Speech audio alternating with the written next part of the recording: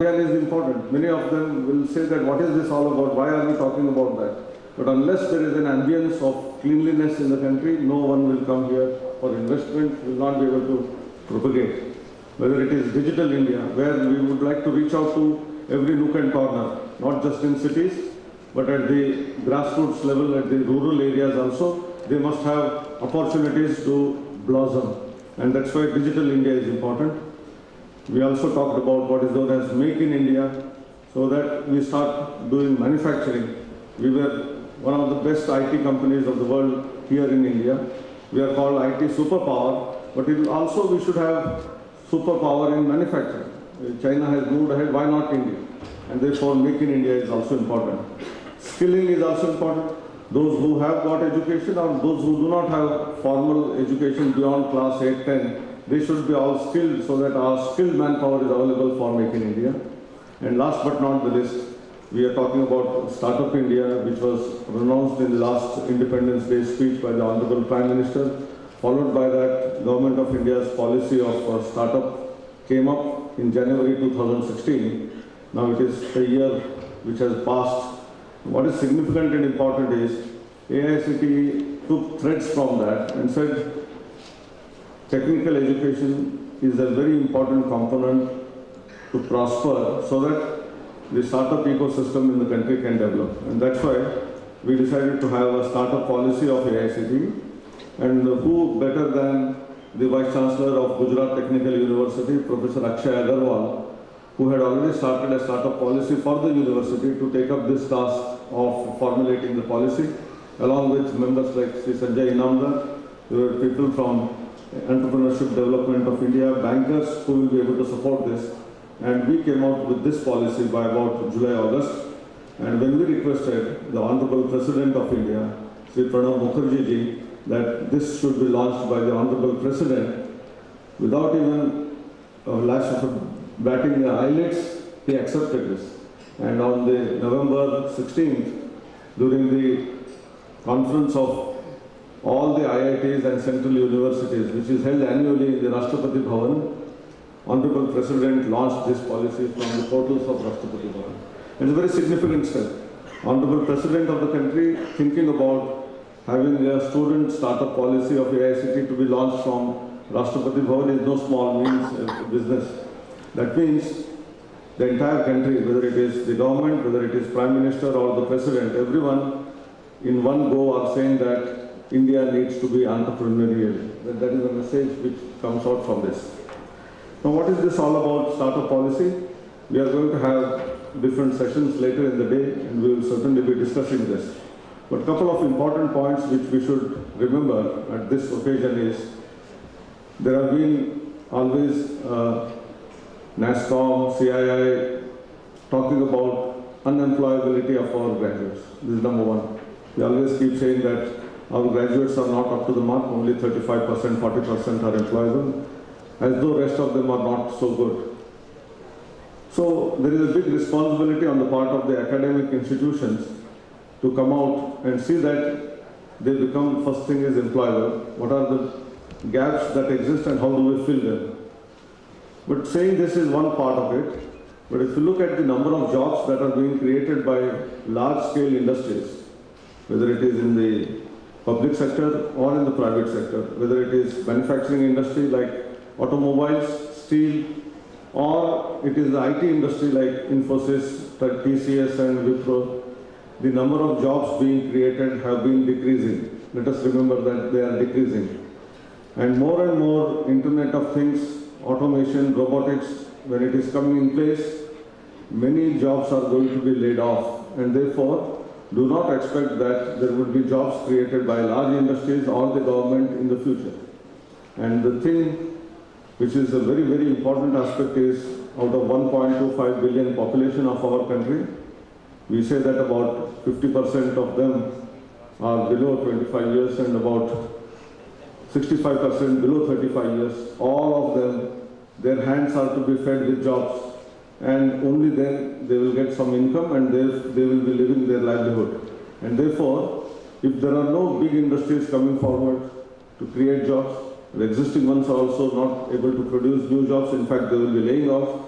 The only alternative is to have small and medium scale enterprises in millions and millions and creating crores of jobs, and that is the only solution that we should look forward to. And if this is possible, only then India will survive, and we say that globally we will be enjoying what is known as demographic dividend only if we are able to do that. And that is where universities, colleges play a very, very vital role in creating this kind of an ambience in our institutions whereby a culture of startups begins to happen. And those seeds are already sown, even without the intervention of the government or AICTE for that matter. In pockets here and there, we observe that many institutions have already started having their own incubation centers, their own startup ecosystem, entrepreneurship clubs, and inviting their own alumni who have been successful to their institutions and started doing small activities here and there. And what is important is today itself this booklet which was released, which is called Entrepreneurial University. I think this is a very important step.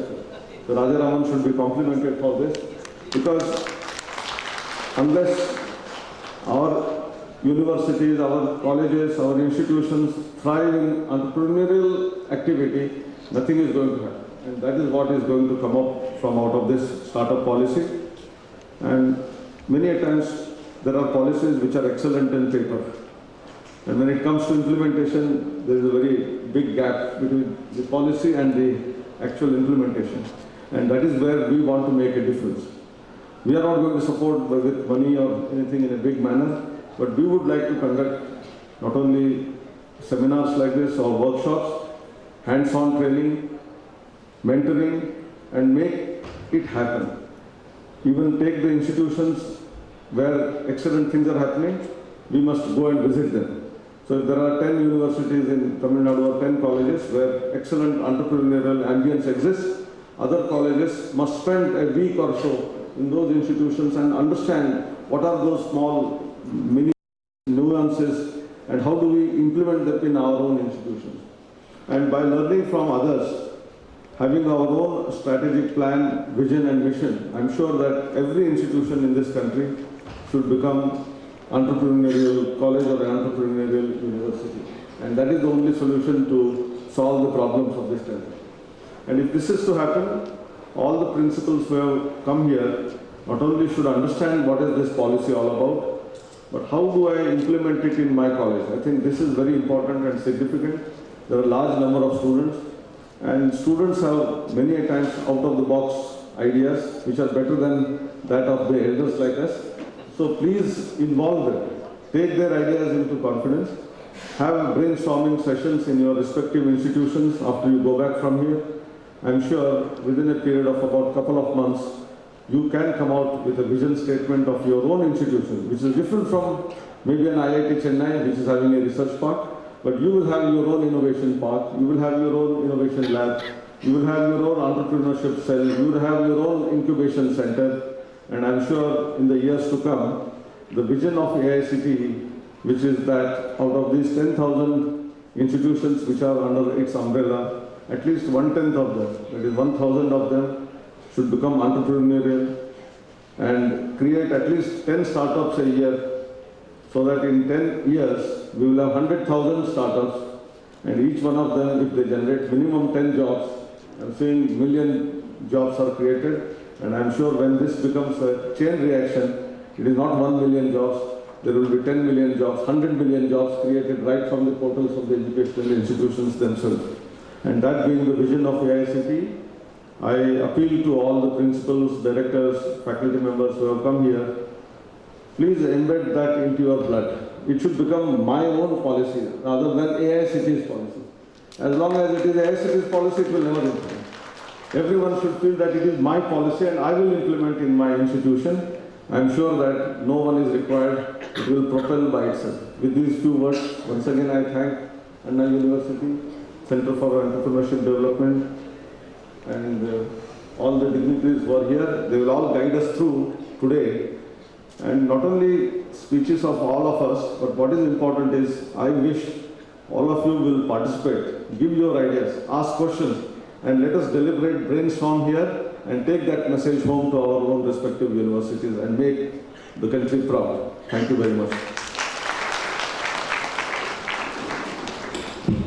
Thank you, sir, for sharing your views and importance of the startup policy and entrepreneurship. We assure you that with the help of EDI and AICTE and with all the colleges, this policy will become a reality. Now, I request Dr. S. Ganeshan, Registrar, Anna University, to deliver the vote of thanks.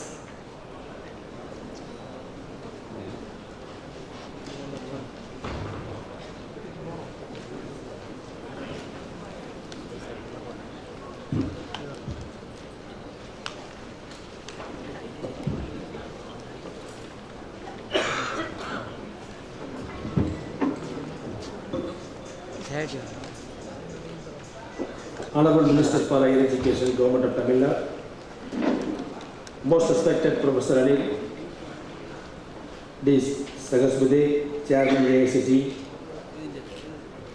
most respected Thiru K. Rajaram, IAS Principal Secretary, Director EDI, Thiru Sanjay Inamdar, Chairman AICTE Startup Policy Committee, through Sanjay Vijay Kumar, member AICTE Startup Policy Committee,